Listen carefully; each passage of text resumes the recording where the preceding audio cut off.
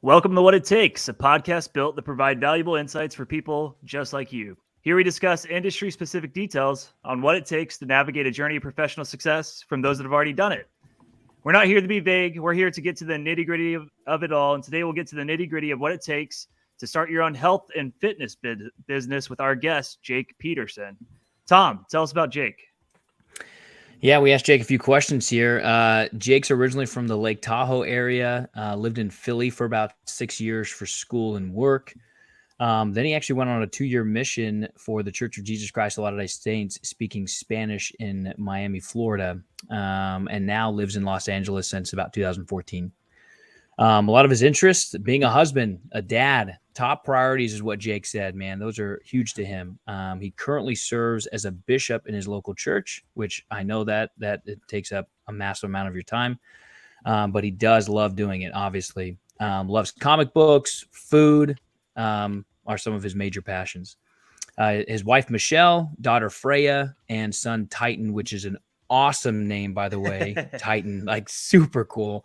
And then you got another one due in August. Boy, girl? Little boy. Another one. Little boy. Okay, awesome. And then your business officially started in July of last year, so we're coming up here pretty fast on your 1-year mark. And then they're a team of 8, and they're growing, in your words, Jake, quickly. So we're going to have to ask how quickly that is. And then as far as gross revenue, too quickly? Hey, I don't know if too quickly is that's a good problem to have. They're on track to do between 1.5 and 2 million in gross revenue this calendar year. So between January and December. So awesome. Jake, welcome on the show, dude. Appreciate you coming on to What It Takes. Thank you. It is my pleasure to be here with you guys. Okay. Thank you so much. What's your exact role, and what's the business Sessions? So the name of the business is Sessions Personal Training.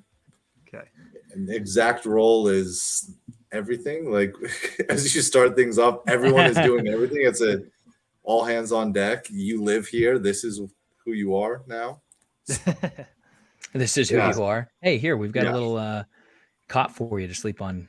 Yeah, for real, that first month of opening, there was 3 of us, and that was about how it was. Yeah, it was 100-hour weeks, week over week, but we were able to be in the black as of month 1. So wow, that's incredible. That was pretty cool, but it was not the most comfortable of months. Yeah, so maybe sorry, Keaton. I was going to say, Jake, maybe rewind. And I know you're big into fitness. You've been into fitness probably your entire life, right? Someone doesn't just jump into personal training that hasn't done some sort of fitness. But what ultimately made you go, hey, here's what I'm currently doing for work. I'm about to jump in and start a personal training program? Because I work out every day. I have no desire to go be a personal trainer. So as far as fitness goes, I have literally been in this since the day I was born. So I was born, and as we were leaving the hospital on the way home, we stopped at a powerlifting meet for the Western United States that my dad won. And then we went home. So that was like my first experience in the world. Wow. Growing up, so the analogy that I use, like with fitness, for me growing up with fitness, it'd be like growing up learning piano if your dad was Mozart. Like my dad that man has probably forgotten more about fitness than most PhDs know. Like he is brilliant. He is incredible. And so that's what I grew up in. I've been in the gym literally my entire life. I started training like specifically probably at 5 years old. Wow. So I've going into year 32 of lifting weights, which is a little bit. I'd say. So I've grown up with that. My dad does this professionally, so I've been around that my entire life. A lot of what I studied in school was the physical sciences around the human body. And so also I played football for about 20 years. So did that for a long time, but have worked professionally as a trainer for the last 19 years. So been doing that for a while. I've been pretty fortunate to be able to do a lot of different things. In this most recent endeavor, I it was, I got pulled it back into it. I was actually out of fitness. I was, as we had talked about a little bit, I was deep in the Web3 world, still do some stuff there. But yeah, it was too good of a product to pass up. So, yeah, friend basically made me an offer I couldn't refuse. Right? Well, I love hearing that, right? And it's not to say that I wouldn't want to personal train, right? I think personal training is amazing, and in fact, I go to a gym where I feel like I get personal training because of the classes that I take there, right? Great program that I love at Lifetime. But it doesn't sound like, I mean, I made it my question almost like you had jumped back into personal training, but you've been doing it 19 years. Yeah. So I've been doing this for a long time. This is a very old, comfy sweatshirt. Okay. So when did you, I know you talked about your journey and when you started a little bit, but when did you start training others? At what age? At 18.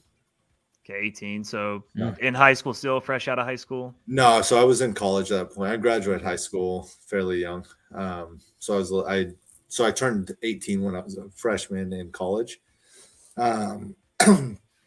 So, and I had the opportunity while I was in college to serve as a strength conditioning coach as well, while playing, which is fairly a rare thing. So it started as like a work study job, which part of like my scholarship package. Basically, it was a loophole for the school to pay me money to go in the gym and work out. Right. So that's what happens a lot of time. D1 sports. It's like, here you go. But this was before NIL was a thing. So they had to get creative, right? So I love, not to interrupt you, but I love football. What position did you play? Where did you play? You talked about college. Where did you play in college? In college, I played at University of Pennsylvania. I was an inside linebacker. So. Nice. Perfect. See, Keaton, this is why I didn't play college ball, because there's bigger guys like Jake out there. I was small. I played inside linebacker. You're talking about small, Jake. I was 5'9" in high school and 180 pounds.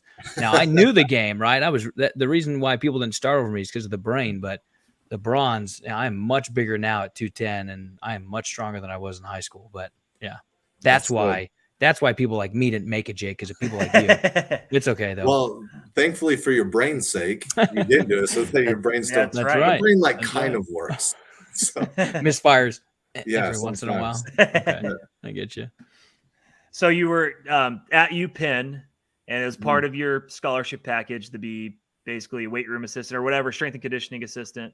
And then that evolved into something else. They saw, oh, sheesh, this guy's been under tutelage of a, I don't know, country, or I don't know how, national champion, world champion, whatever, power lifter. But wow. Yeah, my dad is, that man should have been born 3,000 years ago, cutting people in half on a battlefield. Like that is where he belongs. And so that's what I can we look him up? Like, can I Google search your dad? Like, I'd love to see I don't know. Dawson, can we find his dad? What's your dad's name? Clay Peterson. Clay Peterson. Let's played see if we can football find at BYU in the 80s. Really, see if we can find some power. Oh, was he there during what was that 85 that BYU won the national title or something? No, 84? he was done then. So that's sad. It's okay. Yeah. It doesn't count anyways. Yeah, my dad, he went in as a quarterback. That's when Jim McMahon was there. Steve Young was like fourth string. My dad came in and was like, I'm never gonna play. So he talked to the coaches and like, Coach, where do you need me? Like, well, we're kind of light on the D line. My dad's 6'4", and so he's like, okay. And so he bulked up to like 285 and played D end. That's awesome. So came in as a quarterback and transitioned to D line, which you don't see that too often. No, you don't ever. I don't think I've ever heard of that. There's, I don't want to deviate too much in football, but Super Bowl this year, right? not Jake Peterson. Oh man, I forgot his name. Played right tackle for the Eagles, but he was a quarterback and he transferred the O-line. Big name, Lane Johnson. But anyway, so you made that transition. How'd you get more? How did you ingratiate yourself with the strength staff there at UPenn?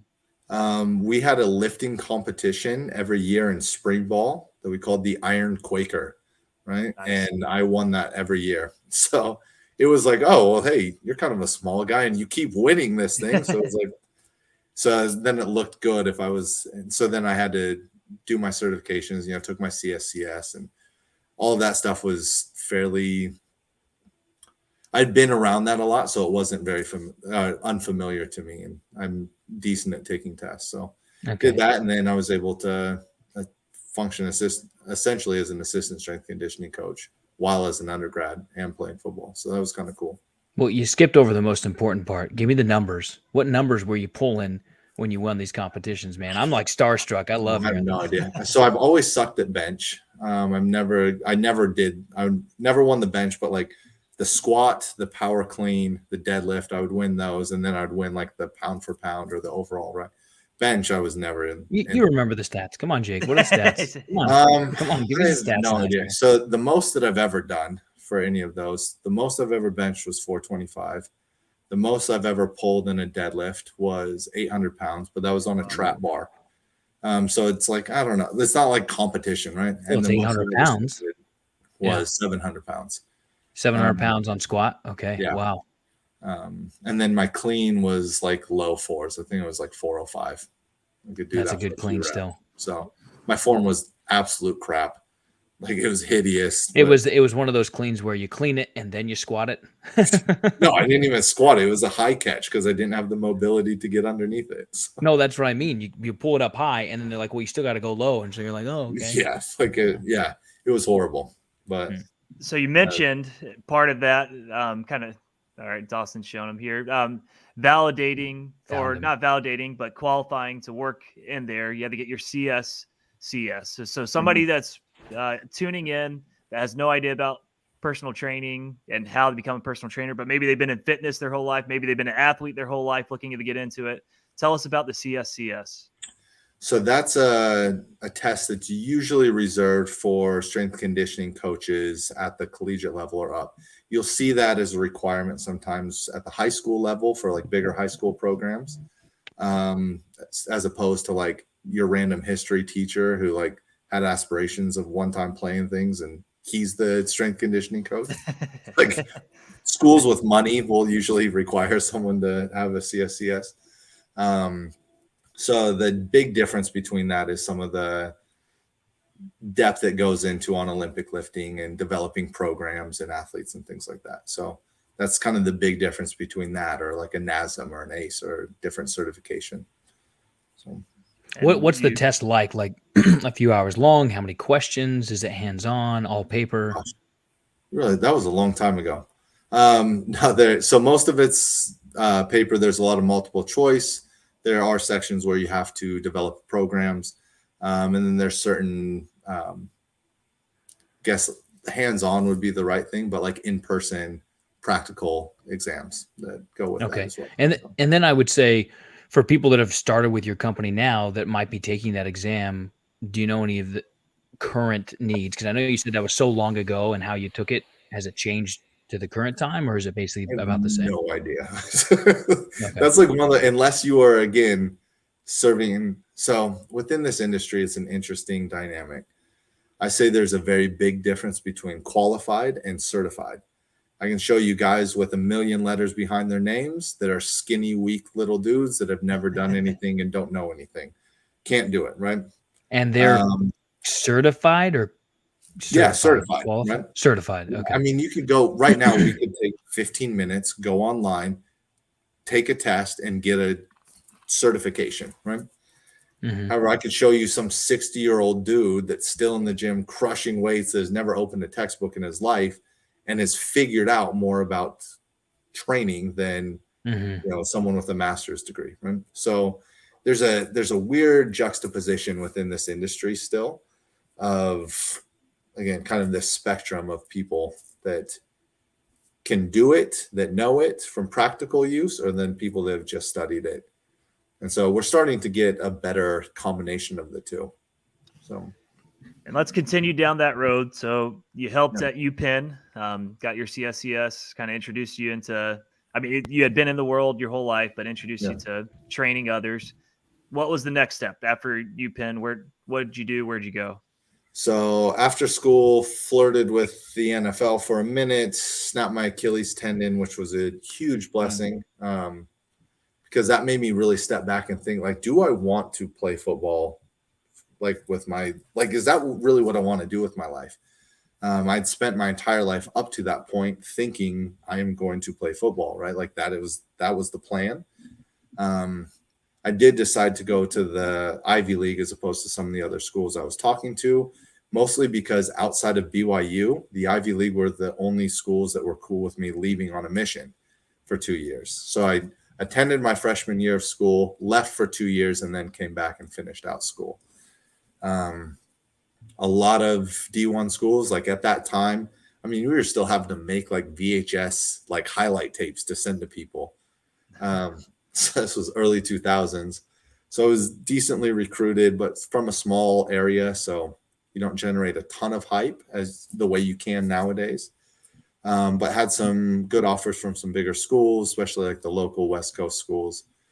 But as soon as I would tell them, yeah, after my freshman year, I'm going to leave for 2 years to serve a mission, they're like, oh, well, we'll call you back. So I was like, oh. And I didn't want to go to BYU because I didn't want to cut my hair. And I was prideful punk and thought I was better than that. But the Ivy League, I was like, oh, well, someday, I'm going to be done playing football, so might as well get an education. And was originally kind of committed to Harvard, switched, and ended up at Penn, which was a much better fit for me. So, sorry, I was rambling. I don't even know if I answered the question that you. Isn't that what a podcast is? Just rambling. Yeah. But so after that, where did you go? Yeah. So then after school, again, flirted with the NFL. So not to wax too theological, but in a lot of prayer and introspection, felt very strongly, undeniably so, that I needed to stop playing football and move to LA. And that was an interesting internal battle because I had spent my whole life thinking I was going to be playing football. After I had torn my Achilles tendon, I had a really miraculous recovery from the day of surgery till the day of full sprinting was 2.5 months. I was actually a little bit faster after surgery. It's like my 40 was a little faster. I was like, oh, this is awesome. Wow. There goes that muscle twitch, right? Bing, bing, bing, right? Yeah. That doctor put something in there. Yeah, I have some springs or something. So I was like, oh, nice. I'm back. Like I'm going. And that's when I received that answer. And so then that took me a couple of months of really grappling with that internally before finally I was like, you know what? Like, faith is my foundation. I believe this. All right, God, if this is real, let me trust you. I'm gonna hang up the cleats. I'm gonna move to LA. I knew nobody, had no network, but in hindsight, it was the best thing that could have. You couldn't pay me enough money to go on a field now, and I met my wife here, and that's infinitely better than football ever could have been. So, and why LA? I don't know if I missed that. Why LA? That was just what I felt really prompted for. And again, I had no network here, nothing. And I couldn't shake. It was a very strong impression in prayer. I've only had that a couple of times in my life. And this was one of those. And I couldn't shake it, couldn't deny it, and mustered up enough faith to let me try. And it's been phenomenal. Well, that's an incredible story of faith. I love football. But I didn't have any delusions about where I stood. So I played small college ball and had a blast. And then when I was done, I was done. But it was hard to give up. So I wasn't done. I kept coaching, and I coached in college, so on and so forth. But it's hard to shake. I had the football bug for it, but it's hard to shake. So good on you for having a chance and shaking that. There's some people, and I know this could be a whole nother podcast, that when you talk about some of the kids I coached, you talk about a plan B, they're just offended. You're like, you don't believe in me, coach? You don't think I'm going to make it? I'm like, there's more, guys. There's more than this. And even when I left the college coaching world, I was like, I was gone for like a month, and I was like, I got to find high school to coach in. And it was almost an addiction, but I finally got rid of it. And I found something that kind of gives me more, it gives me more fulfillment. And part of it is this. Nice. But anyway, you go to LA, and then what happens then? Yeah. So there was a kid that I knew from school, and he was out here, and he needed some help, and I ended up crashing on his floor for a number of months. So I slept on a mattress pad on his floor. Oh yeah. I think when I Okay. moved down here, I officially had 83 cents in my bank account. Oh man. I was Talk as about what broke it as takes. you could be. Broke Broke and a as you great could friend be, you can couch right? surf with. Yeah, so again, I had a mattress pad, like a mattress topper, like the little foam things, and Oh I yeah. slept on that on the floor, and like over tucked behind the couch in his little 1-bedroom Oh my apartment. gosh. Came down, there was a couple of like training facilities around the place. There was one like private training studio that I was going over and met a couple people at. And at that, I mean, I was fairly recently done playing football, and I used to have really long hair, and so like all through college, everyone always called me Thor. So like I looked the part. And someone had told me about this gym Equinox, which I had never heard of. And they're like, oh yeah, they pay a bunch. And I was like, oh, let's go see what it is. And so I went over there, showed up for the interview. There was like a group interview. They literally they looked at me and they go, cool, when can you start? And I was like, you guys never Yeah, because they're looking at the group interview. Everybody's not under that $1.50. impressive. Well, Yeah. that is what's kind of cool about the health and fitness industry.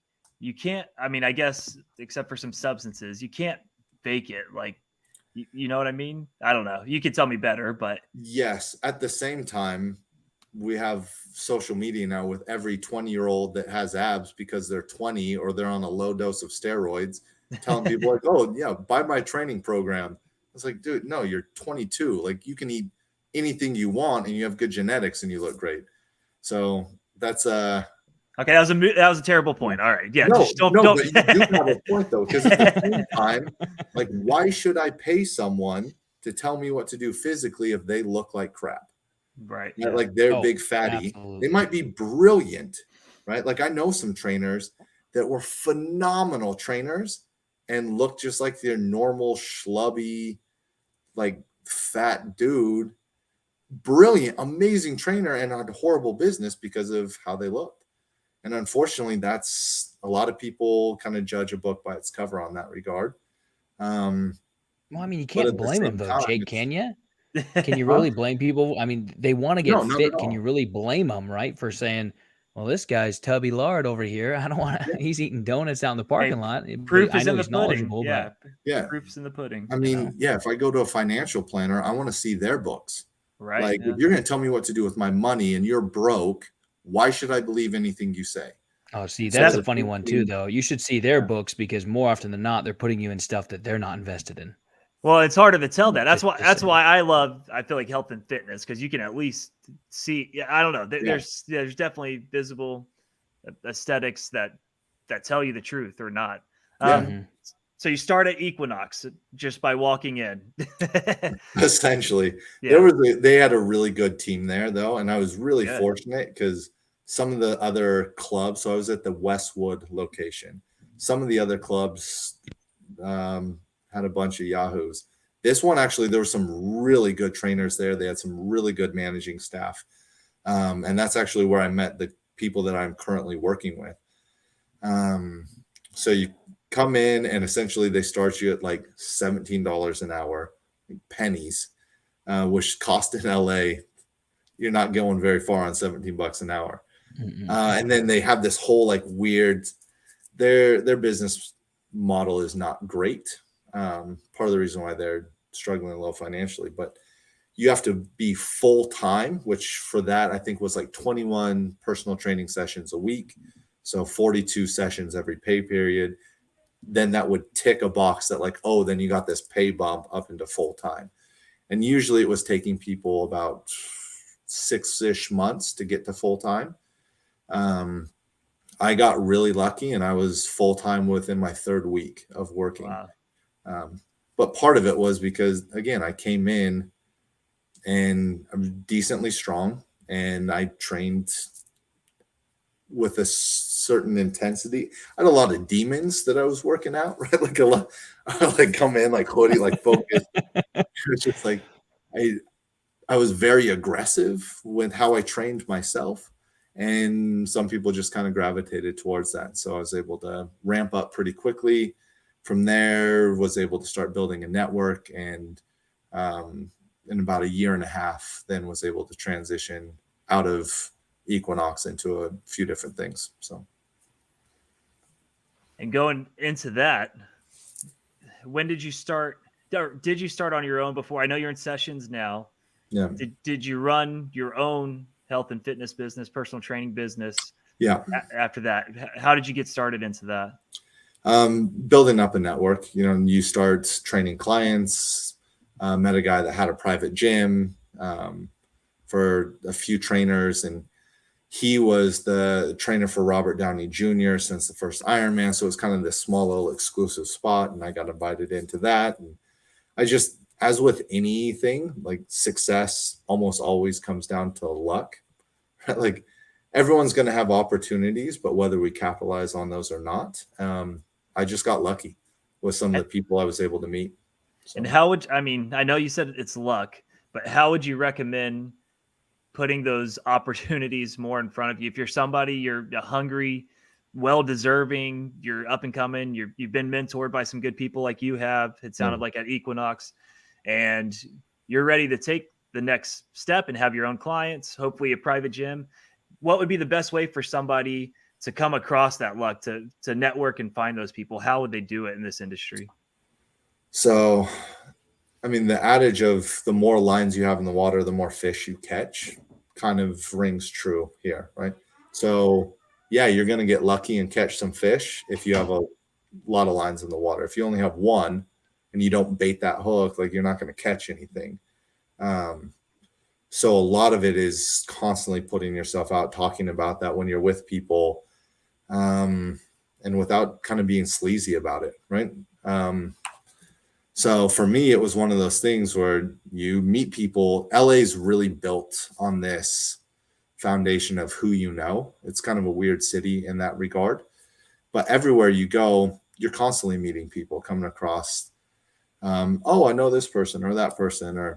And so in those conversations, talking about what you do and looking a certain way, people ask you about, oh, and it's like, oh, you're a trainer. It's like, well, I've got this question, and being able to respond and give people valuable answers. And they're like, oh, cool. And hey, if you ever want, come check things out, come train with me. And you just kind of build from that point. So a lot of it depends on those personal interactions, which is ironic because I feel like I am very bad at social interaction.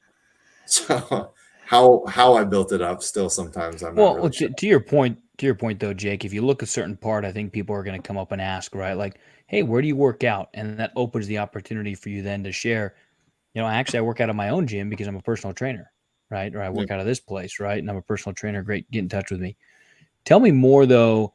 I love that analogy of more lines in the water, you're going to catch more fish.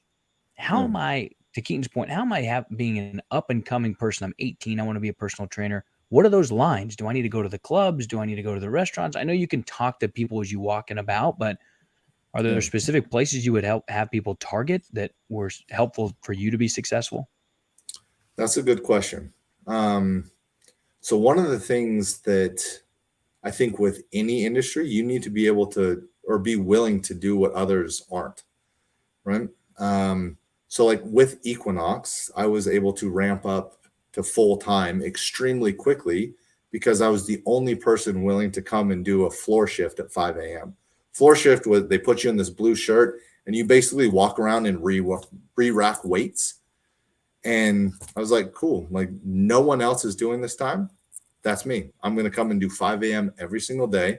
And I didn't have a car. I rode a bicycle. And so it was like, yeah, I'm going to wake up at 4 a.m. so I can eat and then ride my bike into the gym and talk to everyone that is there. And so when I was walking around, I talked to everyone and said, hey, if you need some help, give them a little bit of help without like asking for anything. And then pretty soon they're like, oh, you're one of the trainers here? Yeah. If you ever want, let me know and let's get a session in together. So start training people and then build up from there. So I think a lot of it is just being willing to put yourself out there and to go and work really hard. Like I feel like that's one thing that we are losing nowadays is this ability to sacrifice. Like everything that is being pushed nowadays is like, be true to yourself and respect your time in the set. That's bullcrap. That's a total lie. Like anyone that is telling you it doesn't require massive amounts of work is lying, and they're trying to sell you something. Like, I don't care what you are doing, it is going to require a lot of effort. And so Yeah. for someone that's coming up, yeah, go to the places you want to be. You've heard about, oh, this is the best gym in town. Awesome. You go there and you start talking to people. Yeah, no, I agree. Society, has almost turned to this coin operated, right? I want to put a coin in, I want to get 10 coins back out without some sacrifice. I did love how you said you got to be willing to do what others aren't, right? So waking up at that 5 a.m. Or being there, right? I mean, I think that's massive, right? Being able to see an opportunity, and the opportunity wasn't, oh, I get to talk to this person. It's maybe a scheduling opportunity, differentiating yourself from where other people might be at different times where you might be able to stand out more so. And It's impactful. And you talked about too how you're not the most social creature, and I am not either. I won't go to a random individual and start talking to them. And you might be like that, some, but I'm not. But being there is half the battle, and being places in the right places probably more than half the battle. But being where other people are not willing to be, and then just being a kind, good guy or girl, whatever, just being good. I think people feed off of that. They see hard work. They see you're a good dude. I think that network can build really quickly when you do those two things. So yeah, good attitude, I think, is massive. Yeah. Well, and being genuine also. I feel like sometimes authentic. people try to be too schemy, right? Like they try to scheme too much, and people can feel that. They know, like, yeah, I hate people that. aren't stupid. Like they are immediately going to know what your intentions are. Like if you're just coming up and creeping on them and like trying to get them to sign up with and train with you, like they immediately know. Yeah, but it sounds like you were very genuine on those early mornings, right? You'd be like, hey, give them a little tidbit, walk off, keep racking your rates, and eventually your weights, and eventually they're like, wait, you're one of the trainers here, right? You're not just some of these cleanup boy here. Yeah, I actually do training lessons. Mm-hmm. Right. And it wasn't there right then. You're like, we should do a session right now. It was like, yeah, if you want to, give me a call. Yeah. Part of it also is because I've got a lot of mental issues. And so I couldn't stand if things were like dumbbells were in the wrong spot or they weren't facing the right way. And so I was like very focused on I've got to get these things done. And people are like, oh, wow, that guy's working really hard. Like, he's focused. He's You're really looking at focused. that guy. He's not just trying to come and get my money. And they're like, well, what are you doing? So you're looking at a guy taking off weights from the bench. You're like, do it, dude. Put the 35 on the 45. I dare you to put it on that pole. Another interesting thing. You think about the people typically, and this might not be accurate, but I feel it. I feel it in my bones because you're talking about the people that aren't willing to do it. The people that are at the gym at 5 a.m. working out.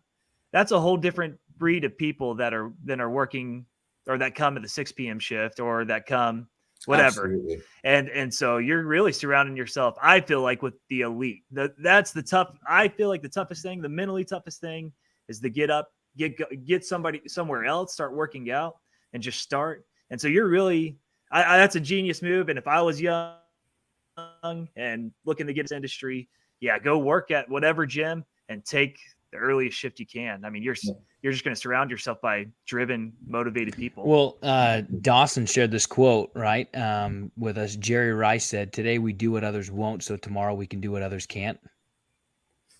Right? Amen. I mean, powerful, dude. That's right. Do what others won't do, man. Separate yourself so you can do what they can't. Cool. Getting back a little linearly to what you did. You started working in this private gym. Were you W-2'd? Were you finding your own clients? Were clients provided? So it was, just running my whole business through myself. So I set up an LLC, ran everything through that. People would pay me directly and would pay like rent at this gym. Again, it was a cool spot because it was a very kind of exclusive clientele. So it started as like Robert Downey Jr.'s kind of private spot and his trainer. They had that together and then kind of built from there. And so it just had this, there was 5 of us trainers there. So we were a very small crew, and that was a lot of fun. So we were able to build from that. And then, I started having different opportunities around that time. I started doing a bunch of work with Nike, worked with them for a few years. We had some really big training campaigns here in LA. We had a whole thing called Train LA that we ran for a few years. That was really successful and really cool. So getting to meet some other trainers in that regard. And Nike's again a very big company, and so doing a lot of different things with them, and yeah, just as with everything, opportunities are always going to come. And I don't care what industry you're in, we all are presented with those opportunities. Just more often than not, it requires a lot of sacrifice to capitalize on those. So you got to be willing to do that when it comes. Yeah. Jake, as far as clientele, somebody's getting into it. I mean, is there a number that they should shoot for that makes them feel comfortable? I mean, I know it varies on cost or otherwise, but typical trainer or even yourself in your experience, I mean, how many should somebody be shooting for to be like, all right, I'm getting rolling here. I got 5, 10, 15, what is it, 100 clients? Training 100 clients by yourself would suck. So I don't know. That's a hence my inexperience. Well, I mean, it depends on what your business model looks like, right? Okay. So doing this one-on-one personal training, you are always going to be trading time for money, right? And rarely are you people in a place where they can scale their cost per hour high enough to make that financially viable. I was fortunate again with a certain type of clientele that I got plugged in with, and you start training this person and my friends are looking for this. And so I got lucky with some of the clientele. Package deals. Yeah. Yeah.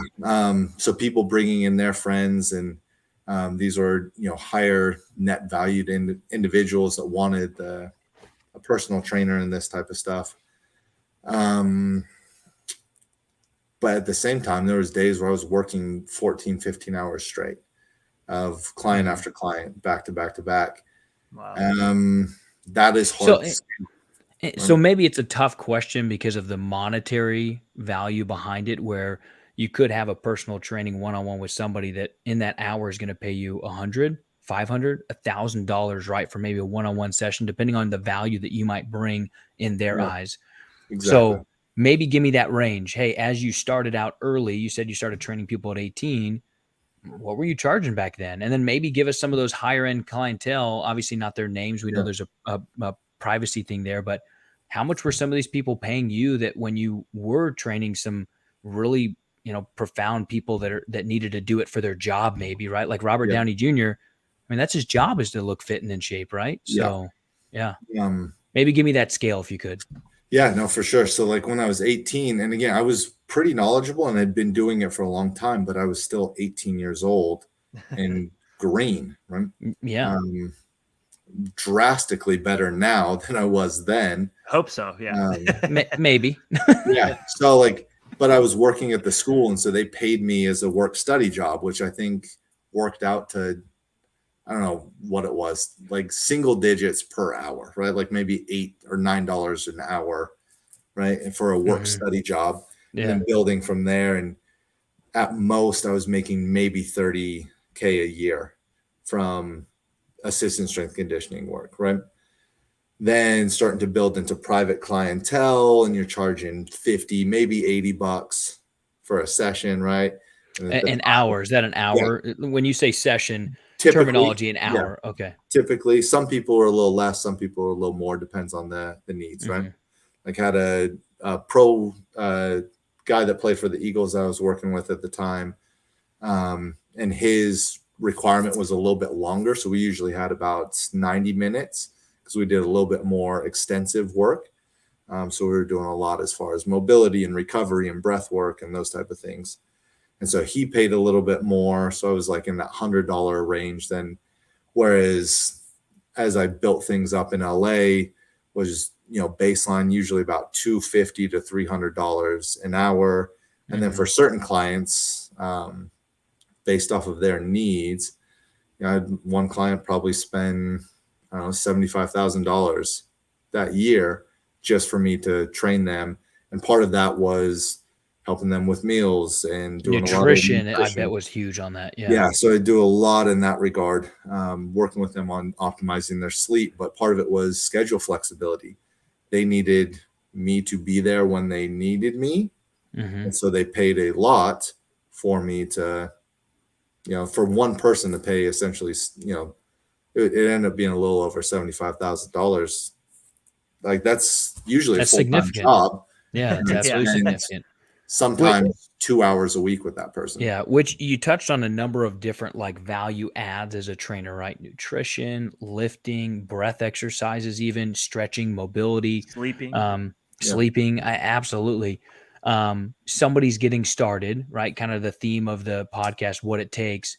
What is it going to take for somebody to start their personal training? What are maybe some core 3, core 4, core 5 things they need to be able to train on that are basics in personal training? Like, you better have these down pat. Don't hurt anyone. Rule number one, like, Not what I was expecting, yeah, but I love it. don't be an idiot, right? Okay. Yeah, don't get anyone hurt. I feel like sometimes within the fitness world, some of us try to be a jack of all trades. I don't know if that's necessarily the right approach. I think being really, really good at one thing is better than, being mediocre at a lot of different things, right? For It's sure. the Bruce Lee principle. Like, don't fear a man that's, throwing 10,000 different kicks, or a man that's thrown one kick 10,000 times. It's essentially that. One thing that I've worked with a lot of trainers as far as mentoring, and some of the businesses that I've owned and had employees and working for me and developing other trainers. One thing that I recommend to all of them is to spend dedicated time every day learning, right? Reading everything. And within our industry, there's a lot of misinformation, but you can learn just as much about what not to do as what to do, right? So I want people, the trainers that I've developed and work with, I will give them direction in certain areas based off of what their interests are, or what they want to develop their strengths in. But I want them spending at least an hour a day. An hour is a very short period of time. All of us can find an hour. And if you don't think that, look at what your screen time is on your phone, and I guarantee we can find an hour within that. 1,000%. Absolutely. And so spending an hour in terms of dedicated, like, information absorption, that's usually a great place to start. And that's something that I've done for the last 20 plus years for myself. Spend at least an hour a day reading. So that's 20 years compounded of an hour a day reading. I mean, yeah, you can't just condense that into the next question I'm about to ask you, but what are some of the, I don't know, the main or core stays? I know I had a friend that really believed in Supple Leopard, and that, so what are some books that just come to mind, and resources we can put in the links here for somebody wanting to become more knowledgeable? What would you just spit them out? First thing that comes to mind, because I'm a big fan of his, anything that Dan John says or does is usually really good. Dan John. Yeah, Dan John is phenomenal. Can you pull him up, Dawson? It sounds like he's predominant then. Well known. Yeah, someone I should know and I don't know, which is a problem. Real famous lifter, thrower, and trainer. Does a ton of stuff through Perform Better. He has before. He has an incredible website, so danjohnuniversity.com, where you can go in and just put in, like, just this system and put in, like, hey, this is what I have, and it will spit out training programs for you. You can put in, I have a park bench, and that is it, and it will give you a full training program. That's awesome. That's incredible. Yeah, he's great. A colleague of mine named Dr. John Russin, so I've done some work with him. He is phenomenal as well, has a ton of great content online. That's another place that I usually will point people. He has a whole training, like, seminar and certification that he does, help bring them out to LA for some certs. Again, I've worked with him at a project called FitCon in Utah. He is very, very good and puts out tons of great content online. Another trainer that I think puts out tons of amazing content is named Christian Thibodeau. So he's Canadian. He has worked with a lot of Olympic lifters, a lot of CrossFit athletes. He does a lot of great stuff within, like, neurotyping and training within that realm. So again, he puts out a lot of great content as well. So those are some kind of top of mind places. As far as like books to read,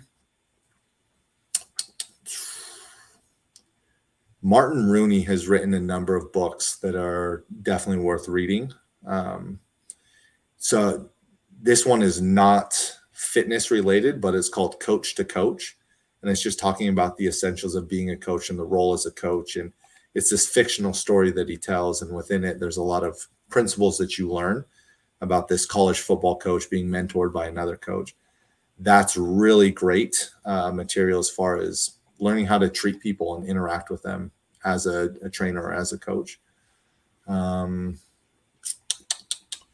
I pause right there, Jake? Yeah. I feel like that was huge. Like, I guess that was like an aha moment for me here in this podcast, and maybe it is for some of our listeners, but it was like, it's not just about the fitness aspect of it, training somebody to be able to lift a weight or move the right way or flexibility, but being able to actually talk to somebody, right? Yeah.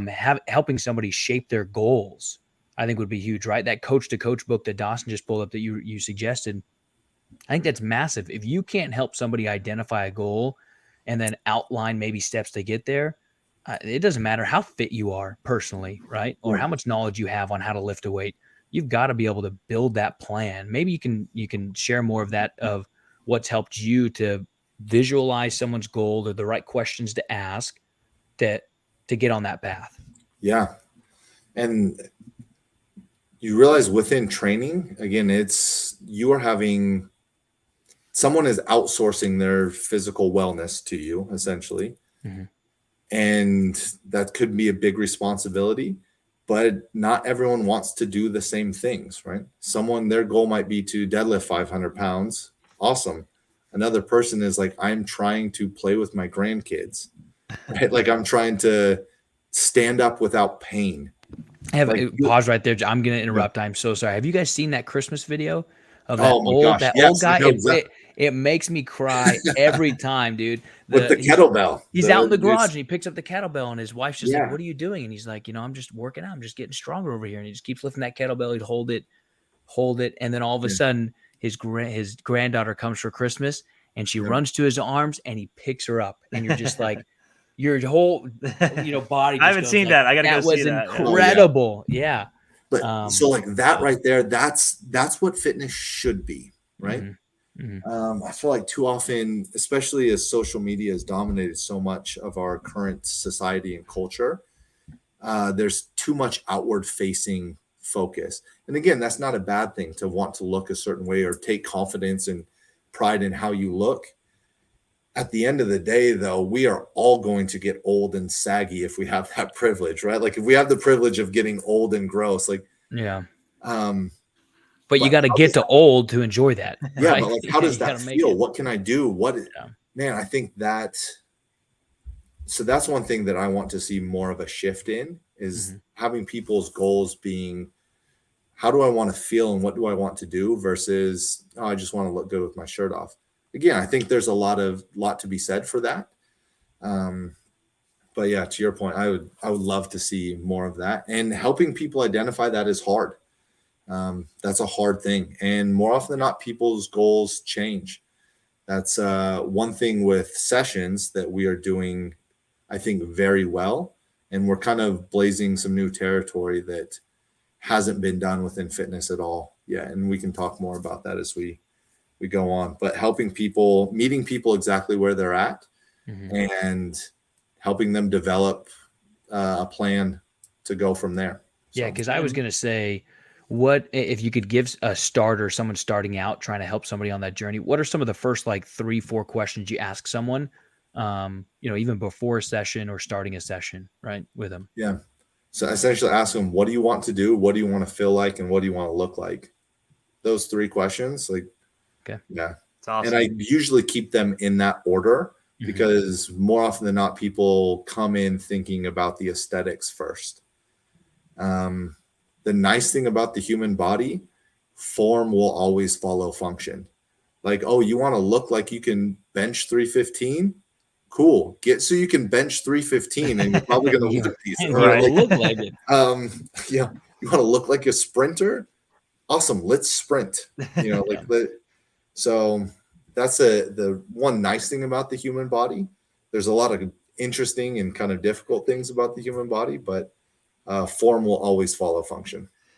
And I just feel like a personal trainer. I know there's those jobs out there that fit different roles than just personal training. I feel like some days you probably have to be your client's therapist. Some days you have to be their whatever. There's so many roles, different hats you play as a personal trainer. And I love that you shared that book, Coach the Coach, because I'm sure that addresses many of those hats that you have to wear as a coach. And I'm sure you've had clients just break down about other things outside of life pressure in this session. Yeah. And I don't know how you play the ear in that sometimes, depending who you are. Be like, I know in my profession, it's like the least like intimate profession ever, insurance. And I'll have somebody crying on the other end of the phone. I'm like, oh my gosh, somebody help Martha over here. I can't help Martha. Like, and I do my best. I try to be a kind Martha, guy. do you want me to call your husband? I'm so sorry. And I'm sure you have that a lot. And Coach the Coach help you with that? Just natural, how you grew up, how you were raised, help you with that? So my parents are just phenomenal humans. So I grew up in a great family. We were a little unconventional, but for us, it worked really well. But this is where my faith as a foundation, I think, is instrumental. There's a leader in our church that has said multiple times, like, treat everyone like as if they are dealing with a crisis, because more often than not, they are, right? And I mean, that's all of us. Like, we all have crap that we're dealing with. And it always feels good for someone to listen and to help.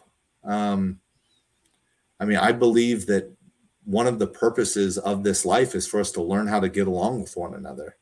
Again, it's not one of my strengths, but it is something that I focus on to a very big degree, on trying to do what I can to be a positive difference in people's lives. But for me, that is a spiritual foundation in a belief that we are all children of the same loving heavenly parents. And it doesn't matter where you're from, what you look like, what you claim to believe. Like, I believe that we are all humans, right? And we need to treat one another as such. And I think that brings so much. I think you can't just go into personal training having no balance. The only thing you're zeroed in on your life is fitness or health. Yeah. If you don't have a balance of whatever relationship, spirituality, your clientele is going to have a hard time relating. And so I think that's really important to consider. And I bet, Jake, there's been moments in time where you've been in a session and the guy's like, yeah, like, how many more reps do I need to do? And you're like, actually, tomorrow I want you to take an hour and just focus on breathing and take some mental break away from things. And I want you to kind of get in touch with yourself on where your next life's journey is leading you, because you seem really stressed.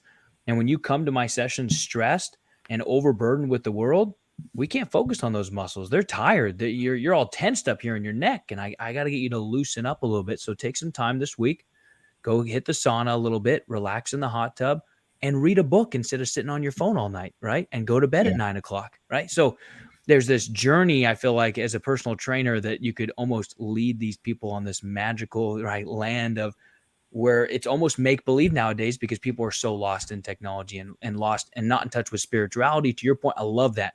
Faith being a core of what and who you are.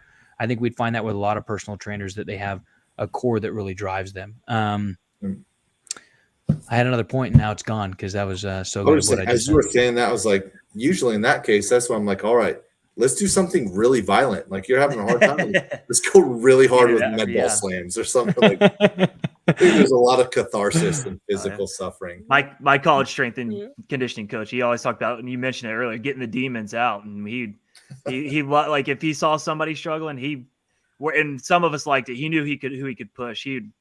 And I don't know if this is good or bad coaching, but he like works out till he'd throw up, and he loved it. Like, well, I'll tell you. Yeah, I know. That's a whole. That usually is good coaching. He was a nut job, but he was awesome. I loved him, and I loved how he pushed me, and so how he worked with me. But I'd be remiss if we didn't get to sessions. Tell us the story about sessions. You mentioned earlier that connection you made earlier in life in Equinox eventually led to Sessions. Yeah. What's it all about? How did it form? Where And you guys Dawson, at? bring up this guy again that got Jake to finally step back into the realm of what he's really his life calling That's is. good old Evan Flock, and that's his sweet daughter Ivy. So I met Evan, and then the other. So there's three of us that have kind of gotten this started. Her name is Lauren. I met both of them at Equinox, and they were actually in like the evaluation like team for like when they brought all of us in to hire that day when I walked in and they evaluated us. So those were two of the people like making the evaluations. Those are two of the people that said, "Yeah, that guy. Yeah, Yeah, this you're one. hired." Yeah. So, Hey, you. so Yeah, I've you known come on over. them, for 9+ years at this point. So again, I had been in fitness. I had a business partner that reached out that we got involved with F45. And so we owned some of those franchise studios. That was a good learning experience. I was not a huge fan of the brand. From the top down, we were able to sell those, kind of cash out. And at that point, to be honest, I was like, I don't know if I just want to do fitness with my whole life. Like I'm decently smart. I'm pretty good at learning. And again, I'd messed around in the crypto space for, at that point, maybe 6 or 7 years.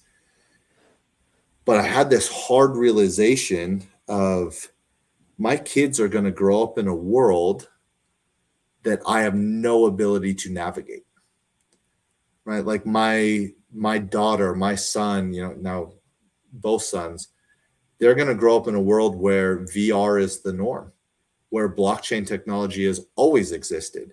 I grew up with a rotary phone, right? Yep. So I was like, how am I going to navigate this? I've never played video games. I don't know. Like I had no ability or skills in order to help them navigate the world they are going to grow up in.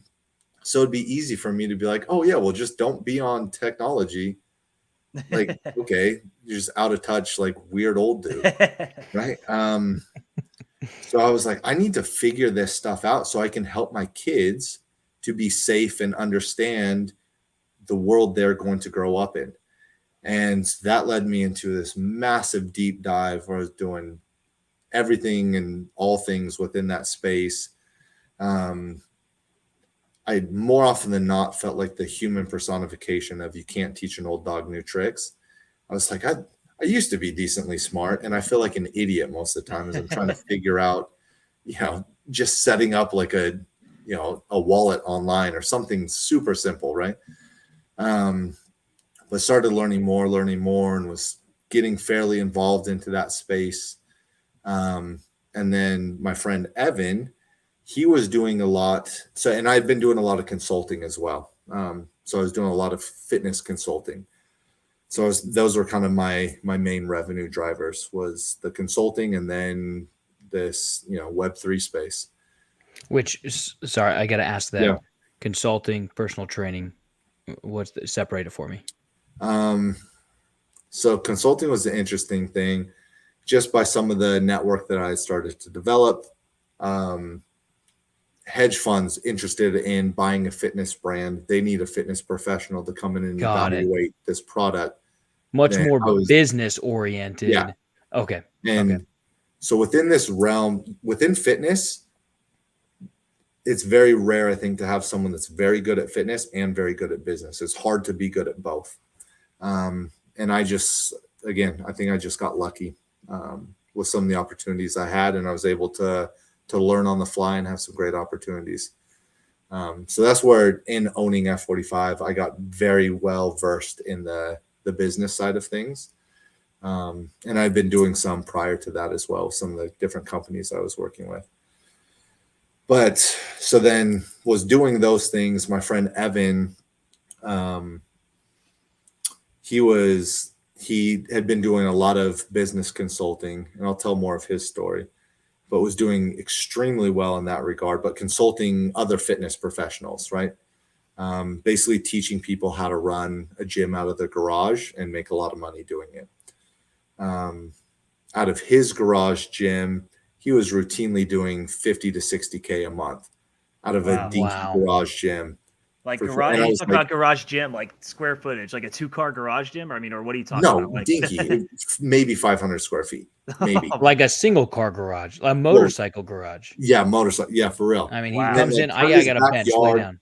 yeah, he put like some turf in and put I mean, he ended up probably putting in $200,000 worth of equipment. So he has a great gym out of his garage, but he was doing this semi-private personal training model. So he was able to, which we'll talk a little bit more about. Okay. But he had run that, was doing extremely well. His wife took over the training business, and it was even better because his wife is infinitely more likable than him. So I hope Evan sees this. He needs to know. You need to Everyone share it knows with him. his We'll wife send you is the. just- We'll send you the link. yeah, drastically better. But then he was doing a ton of consulting, and he had set up essentially this kind of group to take what he was doing, charging $15,000 for consulting fees to work with someone one-on-one, create this decentralized group. And I had seen something he had posted, and that keyword decentralized. So within Web3, there's these organizations called DAOs, right? And that was a big thing. And I was like, oh, like I was working with some individuals trying to think how fitness can be incorporated into this emerging space, and heard that. I'm like, oh, perfect. Reached out to him to see what he was doing, and basically, can we leverage what you're doing with what I'm doing? From there, we started talking a little bit more. I would go down and train in his little garage gym, and we started talking more and more. And as we were going, he was like, hey, I have some clients. They want to invest and take what we're doing here, but open up like a brick and mortar, like open up a gym.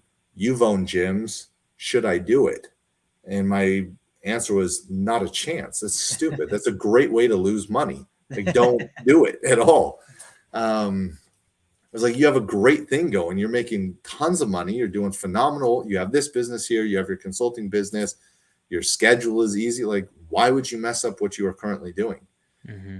And so then, but as we started talking a little bit more, and so they kind of brought me in to help consult, because at first they were thinking about making it a franchise and this and that. And as we started to develop this idea more and more, I was impressed with this problem. Like, actually, this is kind of cool. This is something no one else is really doing.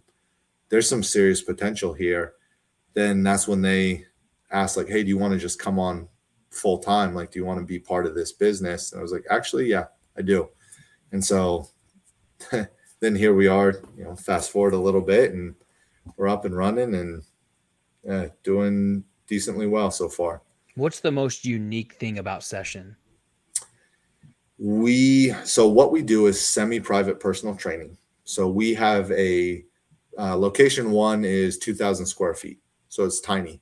Mm-hmm. As far as revenue per square foot, I don't think you are going to find another fitness business that is going to compete with us. Like I said, we'll fairly easily hit $2 million in terms of runway. What we do, we run 12 people in a session with 2 coaches. So it's a 6v1 kind of ratio. Mm-hmm. Everyone that is in there is training off of their own personal training program, right? So like we have a cool setup. There's a big wall with like all these TVs on it. Each TV, like that person comes in. So Keaton, it will show the day that you're on, which session you're on. It will have your program, what you're doing. Tom will have yours. It will have mine, right? And all 3 of us will be working off a program based off of our goals. So what we do is as we have people come in, for the first 2 weeks, we put them through a program called Standards. You'll see this within a lot of different places, but it's a very baseline, kind of very simple, a lot of basic human movement stuff. And it's for us to really evaluate where they are, as opposed to, so we do a consultation with them beforehand. We call it a strategy session, where we sit down, we do some movement analysis, dive into their goals a little bit, see what they're doing. And that's basically a sales conversation as well, right? Where we get a person signed up, we get them started. So the cool thing about what we do is we're able to give top level personal training without the cost, right? Like we charge $60 a session. That's pennies compared to, like, you work with us one-on-one. I think our one-on-one rate is like $500 an hour just so no one will ever buy it.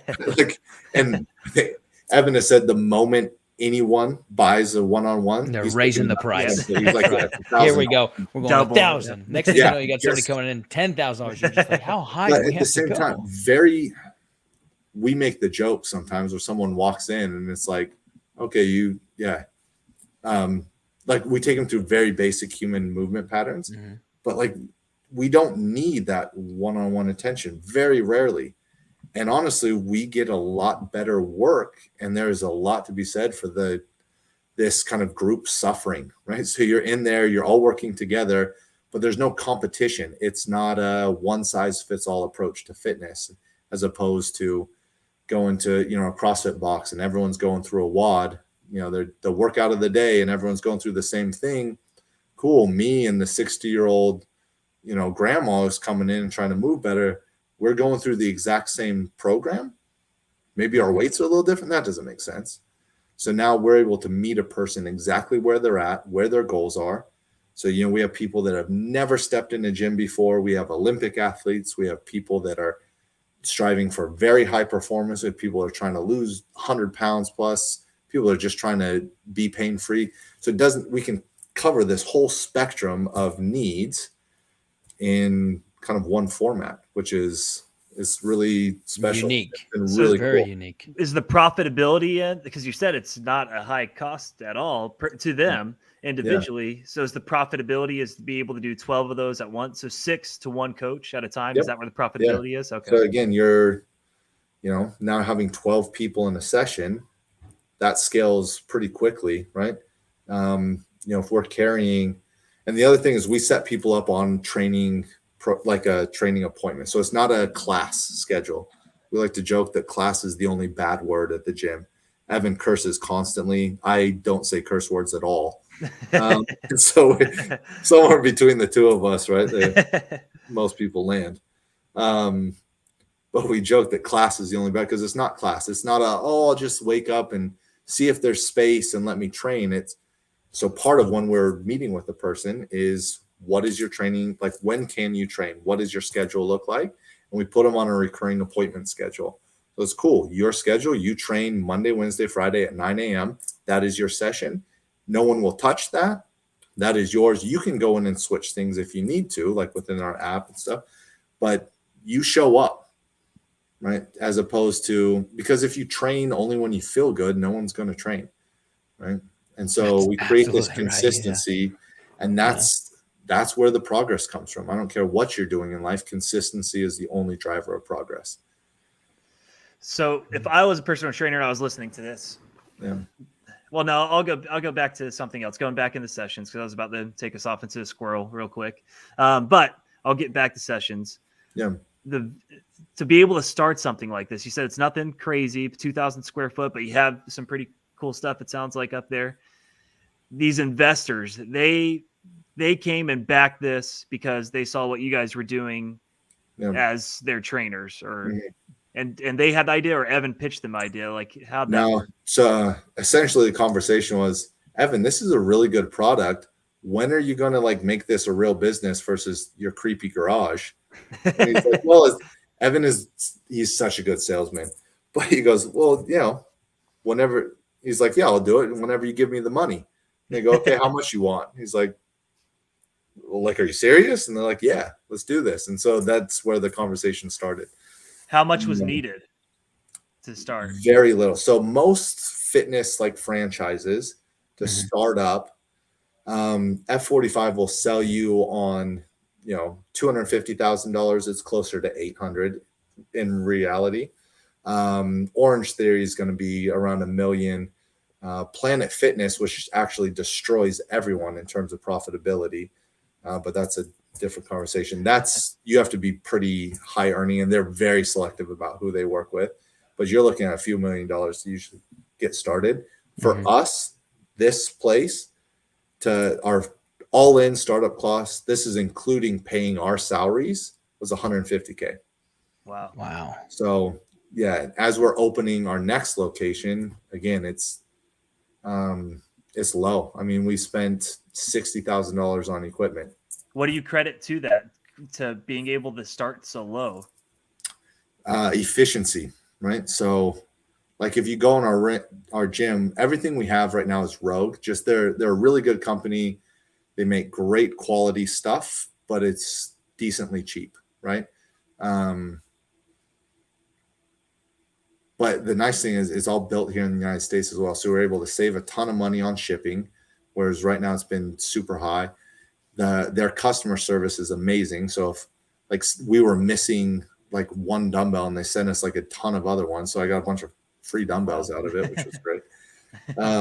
Yeah, they're a really quality company to work with. But we have power cages. Like, so we have racks, we have barbells, we have free weights, we have dumbbells, med balls, kettlebells. That's all fairly cheap. Treadmills, expensive. We don't have a single treadmill. We don't have any of that.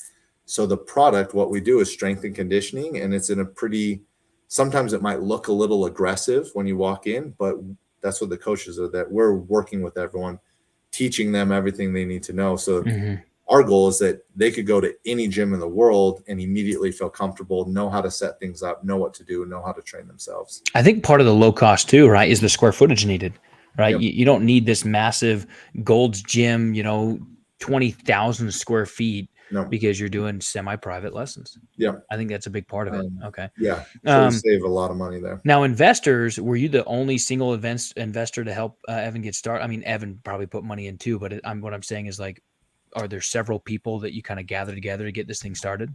No. So it was a husband and wife that he was training. Clients, right? Yeah, clients. Yeah, they were his clients, and they were the backers. And so it was those two, and then they have a girl, Nikki, that works with them and helps run their various businesses. And so those three, and then Evan, Lauren, and myself. So the six of us essentially form like the executive team.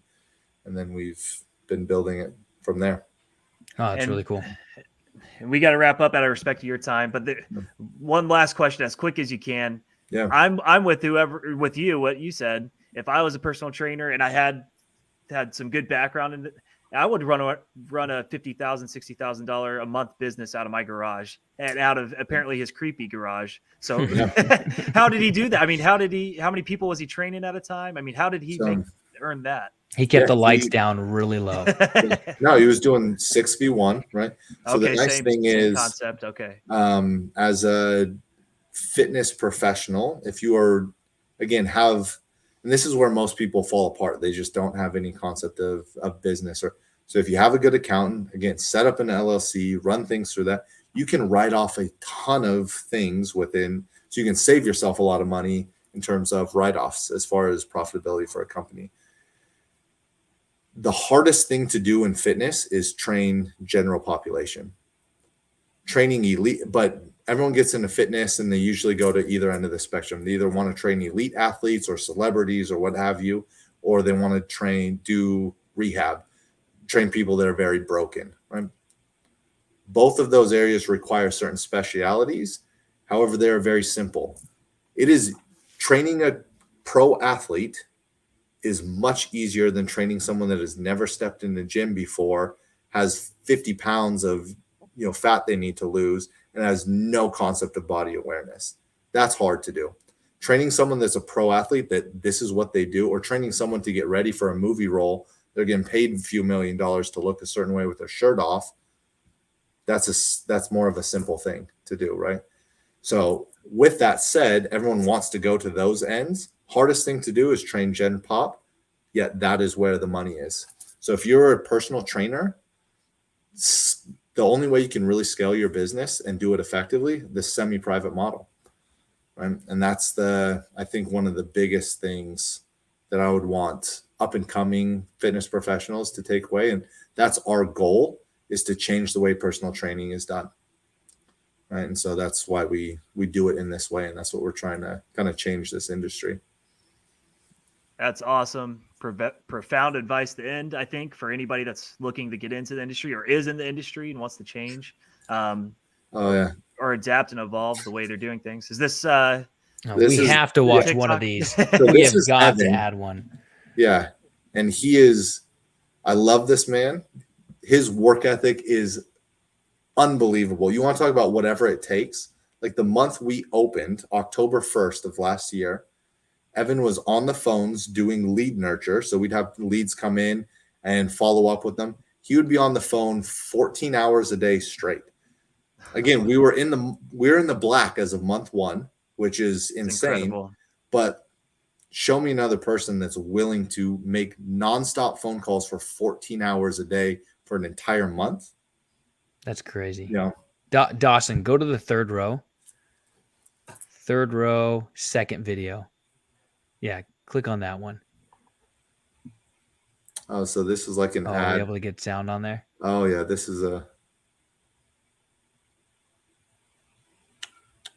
For free Oh, to the man. end of the year. All you have to do is follow these simple steps. Step 1. so like this is an effective one. You got to find the one.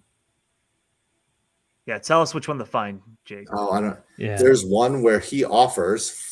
It was like a New Year's one. Go back to that page. Let me see if. I don't know. I can't tell. I've never been on TikTok before. But there's one where Evan is talking to the screen, and he's like, "Hey, if you're looking for the best, New Year's deal in fitness kind of thing, for $1 certified, fitness professional at Sessions Personal Training, we'll take all of the excuses you have for." And he's putting on a glove the whole time. He's like, "For $1, we'll take all the excuses you make for not having the body you want and shove them straight up your A." And that was the ad. And it was like, oh my stuff gosh. like that. Yeah. He's a genius. I bet that thing had a million views, man. That thing's awesome. I'm going to find that thing. So Oh I have my to. gosh. I love the advice you ended on it, and I hate to end with this boring question. But you talked about leads. What were those leads? How did they get those? If somebody wants to generate leads, we talked about being social, maybe working for a big gym to start out, but what was that lead program?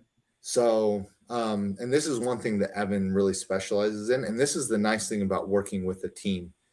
Evan's great at marketing, at creating sales funnels and lead funnels and that type of thing. And that's a skill that he has worked very hard to develop. So running TikTok ads, running Instagram, running Facebook ads, what do those look like? What's our cost per lead? How do we whittle that down to get quality leads, et cetera, right? What's our process from, hey, you clicked on this ad, filled out like your contact information. What does that look like from the moment they did that to we get them in the gym for a tour to meet with them one-on-one in person? So he put a lot of lines in the water per se as we go back, and then evaluated how the cost effectiveness per each one. And again, he's been spending, so a lot of his consulting was built off of helping trainers to do that effectively. Okay, so he knew that space. And the great thing is, because I suck at that stuff, you're never going to get me in front of a screen. I have zero social media presence. The only reason I even created an Instagram account whenever was because it was part of my contract with Nike. I had to have an Instagram page. Like, I have not been on Facebook, I don't know, in probably 9 years since I changed a profile pic to my wife and me. I have zero. Hey, thanks for being on this screen for an hour and 20 minutes with us. And we're going to blast you all over social media. You're going to be like, I'm not a social media guy. Everyone at church and all of your friends in the neighborhood are going to be like, dude, did you see Jake on TikTok yesterday? Definitely not for me. But it's nice having business partners that are willing to do all of that stuff. It looks like he does some fun videos. Like, I got to go watch. He's ridiculous. But it's if you need some entertainment, there you go. Nice. Thank you so much. Obviously, your time's valuable, not only with your career, but also with what you do in your spiritual life. We know that journey. So thank you so much for giving so much of your time to us tonight. Yeah, we really appreciate it. Absolutely my pleasure. So awesome. Thanks again, Jake, for being on. Dawson, hit it, my man.